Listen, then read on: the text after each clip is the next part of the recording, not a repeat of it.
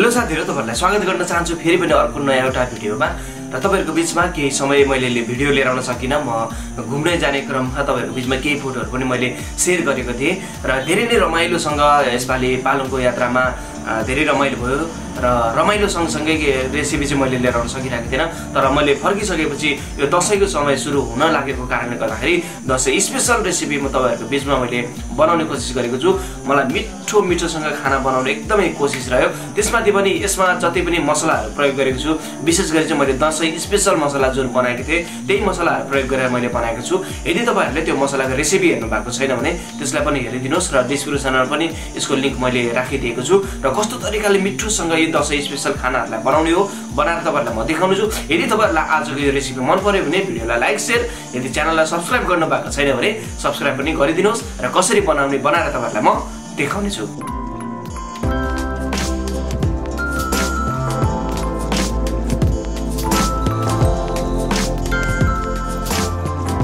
यो दशैंको खानाको लागि अलिकति सुरुमा दाल बनाऊ। अलिकति मैले कुकरमा पानी राखिदिए र त्यसपछि यो भिजाएर राखेको मिक्स दाल मैले यसमा प्रयोग गरेको छु। सजिलै बजारमा उपलब्ध हुन्छ। त्यसपछि अलिकति नुन यसमा राखिदिए र थोरै मात्रामा बेसार पनि यसमा राखौं र अलिकति तेल।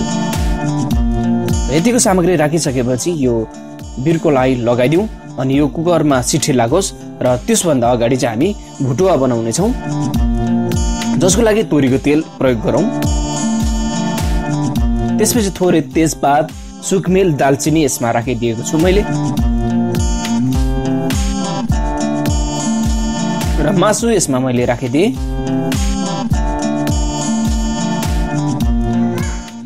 र यसरी सबै मासुहरु यसरी राखिसकेपछि चाहिँ हामीले यसलाई भुट्नुपर्छ, चलाइदिनुपर्छ र यता कुकरमा चाहिँ दाल सिटी लाग्न थालिसकेको छ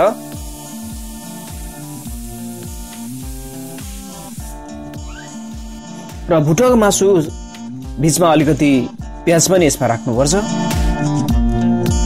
र प्याज यसरी राखिसकेपछि बीचमा चलाउनुपर्छ र अलिकति अदुवा लसुन पनि राखौं।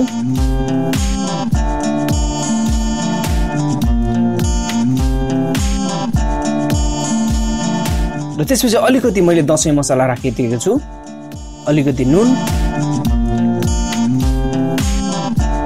थोरै बेसार र यसरी सबै सामग्री राखिसकेपछि चाहिँ यसलाई हामी चलाउँछौं र पाक्नलाई छोडिदिन्छौं।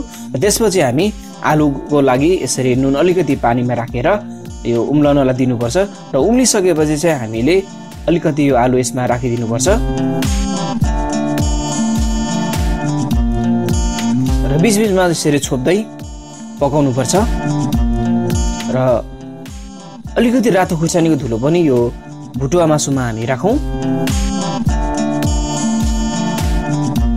र यसरी बीचमा चलाउँदै जाँदा अझ राम्रो बन्ने हुन्छ। त्यसपछि हामी ग्रेभी मासु पनि बनाउने छौं, जसको लागि मैले तोरीको तेल नै प्रयोग गरेको छु र अलिकति यो जिरा अनि यो धनिया हो मैले सिङ्गो रूपमा युज गरेको छु।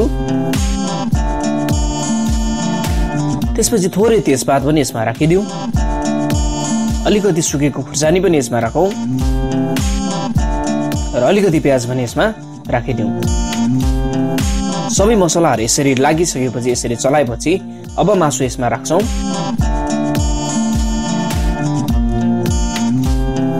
र सबै मासुहरु यसरी हामीले राखिसकेपछि बीचमा यसरी चलाउँदै पकाउँदै जानुपर्छ र हामीले तयार गरेको जुन आलु थियो त्यो आलु पनि हामी यसरी चेक गर्छौं र बीचबीचमा यसरी चेक गर्दै र हल्का मात्रामा यो सफ्ट हुन थालेपछि यो आलु तयार भयो। त्यसपछि यो दाललाई चाहिँ हामी सेलाइसकेको हुनाले यसलाई निकाल्छौं र बीचमा यसरी चलाएर यसलाई मसिनो हुने गरी बीचबीचमा यसरी चलाउँदै जान्छौं र अदुवा लसुनको पेस्ट यसमा राखौं यो ग्रेभी मासुको लागि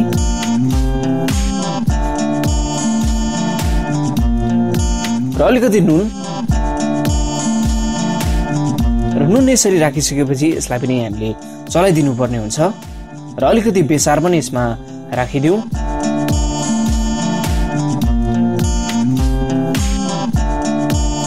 र यो चाहिँ टमाटरको पेस्ट हो।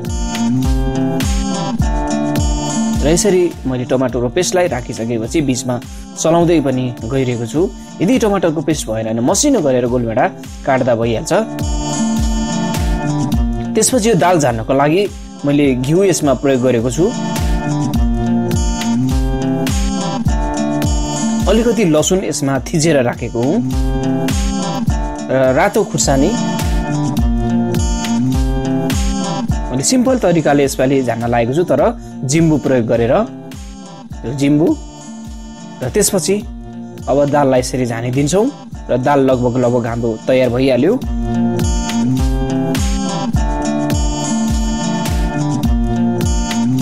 र ग्रेभी मासुमा अलिकति दसैँ मसला पनि राखिदिउँ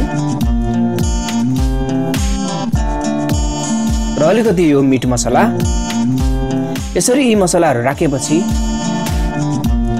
अब हामी यसमा रातो खुर्सानीको धुलोलाई पनि राखिदिनेछौँ।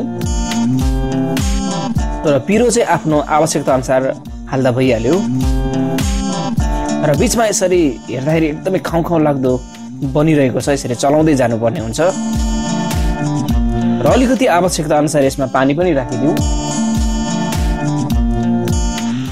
तर धेरै पानी चाहिँ प्रयोग नगर्नु होला, हामी ग्रेभी तरिकाले खान्छौँ।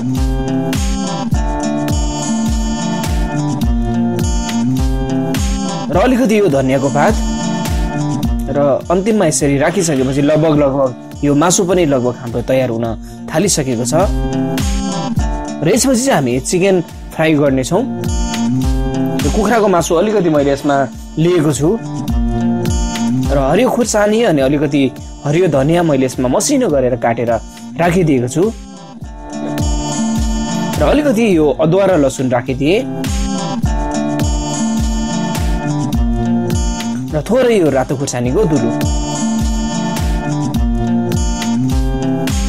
अलिकति यो जिरा र धनिया पनि मैले यसमा प्रयोग गरेको छु र थोरै यो गहुँको पिठो मैले यसमा राखिदिए, आटा। र सबै सामग्रीहरूलाई यसरी बिचमा चलाउँदै अलिकति नुन यसमा राखिदिउँ। सबै यसरी राम्ररी यो मसला मिक्स भइसकेपछि 10-15 मिनटलाई यत्तिकै छोडेपछि अब चाहिँ हामी यसलाई फ्राई गरिदिनेछौँ। र सबै यो कुखुराको मासुलाई यसरी राखेर फ्राई गरिदिउँ। अति नै स्वादिलो यो मासु बन्छ। यसरी गरेर बनाएको कुखुराको मासु फ्राई गर्दा अति नै स्वादिलो बन्ने हुन्छ। र बिचमा यसरी चेक गर्दै चलाउँदै र यतिको भएपछि लगभग हाम्रो यो कुखुराको मासुको फ्राई पनि लगभग तयार हुन थालिसकेको छ। अब चाहिँ हामी आलुलाई बनाउनेछौँ। अलिकति तेल मैले यसमा प्रयोग गरेँ र थोरै रातो खुर्सानी, अलिकति जिरा, त्यसपछि अलिकति प्याज। यतिको सामग्री हामीले राखिसकेपछि यसलाई बिस्तारै चलाउँदै जाउँ। तर धेरै ब्राउन हुनुभन्दा अगाडि नै हामी यसमा उसिनेर राखेको जुन आलु थियो त्यो आलुलाई हामी यसमा राखिदिन्छौँ।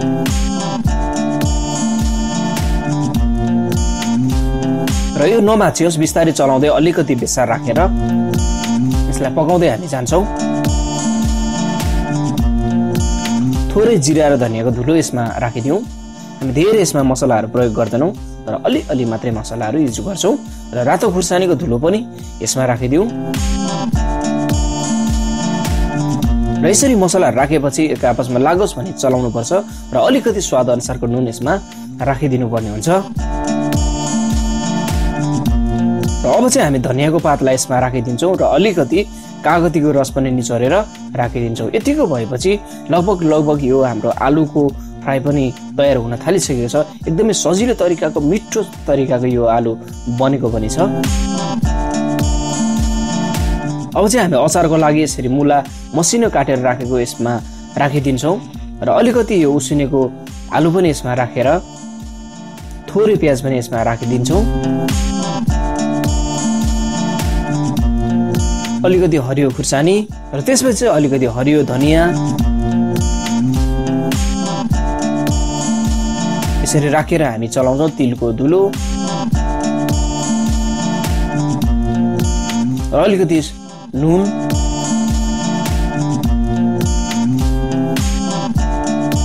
र यसरी सामग्रीहरू राखिसकेपछि अलिकति माथिबाट कागती पनि हामी यसमा राखिदिन्छौँ, जुनलाई मैले थोरै मात्रामा प्रयोग गरेको छु। त्यसपछि यो अचार झार्नको लागि अलिकति तोरीको तेललाई मजाले तातो हुने गरी तताउँ। थोरै मेथी यसमा फुराइदिउँ र मेथी चाहिँ हल्का ब्राउन कालो हुन थालिसकेपछि थोरै बेसार राखेर यसलाई चलाइसकेपछि यो अचारमा हामी यसलाई जानिदिनेछौँ। माथिबाट सबै मसलामा लाग्ने गरी यसरी राखिसकेपछि हामीले बिचमा यसरी चलाउँदै यो अचारलाई मिक्स गर्नुपर्छ। आलुलाई हल्का मात्रामा माड्दै अनि सबैतिर लाग्ने गरी यो मसलालाई मिलाउँदै यो अचार तयार गर्दा अति नै स्वादिलो अचार बन्नेछ र लगभग अचार पनि तयार भइहाल्यो। र यसरी दसैँको लागि स्पेसल खानाको रूपमा मैले केही भुटुवा मासु, केही ग्रेभी मासु, केही चिकन फ्राई, केही आलुको परिकार, अनि त्यसपछि अलिकति अचार, दाल र यो भातसँग मैले तयार गरेको छु। र यस्तै तरिकाले पनि तपाईहरुलाई यदि मन पर्यो भने मिठोसँग यसपालिको दसैँ बनाएर खान्नु होला, मिठोसँग मासुहरू अनि खानाहरू।